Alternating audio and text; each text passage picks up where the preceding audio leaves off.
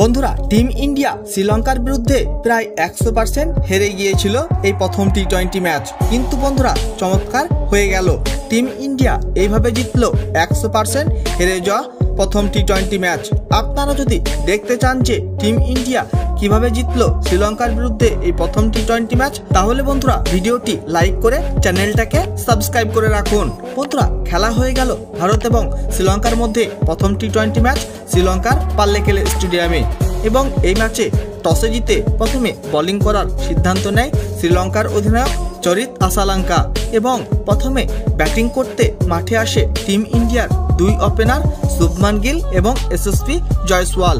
এবং মাঠে এসেই এসএসপি জয়সওয়াল মাত্র 21 বলে 40 রানের ইনিংস খেলে আউট হয়ে যায়। তারপর শুভমান গিলও মাত্র 16 বলে 34 রানের বিধ্বংসী ইনিংস খেলে আউট হয়ে প্যাভিলিয়নে ফিরে যায়। আর সেখানে টিম ইন্ডিয়ার অধিনায়ক সূর্যকুমার যাদব খেলে ফেলল সব থেকে বেশি 26 বলে 58 রানের মারকাটারি ইনিংস। এছাড়াও wicket keeper batter Rishabh Pant খেলে ফেলল 33 বলে 49 রানের ইনিংস। আর এইভাবে টিম ইন্ডিয়া করে ফেলল বিশাল স্কোর 213 রানের 7 উইকেট হারিয়ে 20 ওভারে।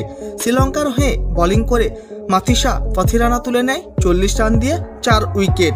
তারপর এই রান তাড়া করার জন্য মাঠে আসে শ্রীলঙ্কার টিম এবং মাঠে এসেই শ্রীলঙ্কার দুই ওপেনার বিধ্বংসী ব্যাটিং করতে শুরু করে দেয়।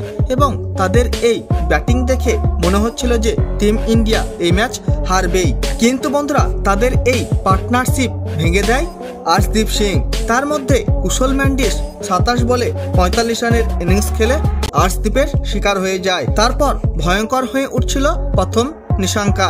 কিন্তু বন্ধুরা, প্রথম নিশাঙ্কা মাত্র 48 বলে 79 রানের বিধ্বংসী ইনিংস খেলে অক্ষর পটেলের শিকার হয়ে প্যাভিলিয়নে ফিরে যায়।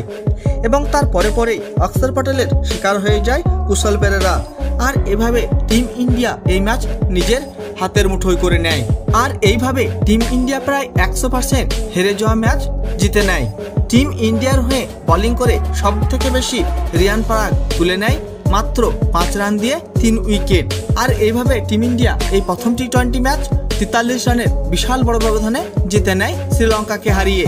বন্ধুরা, ভিডিওটি শেষ পর্যন্ত দেখার জন্য ধন্যবাদ জানাই। তাহলে দেখা হবে নেক্সট কোনো ভিডিওতে।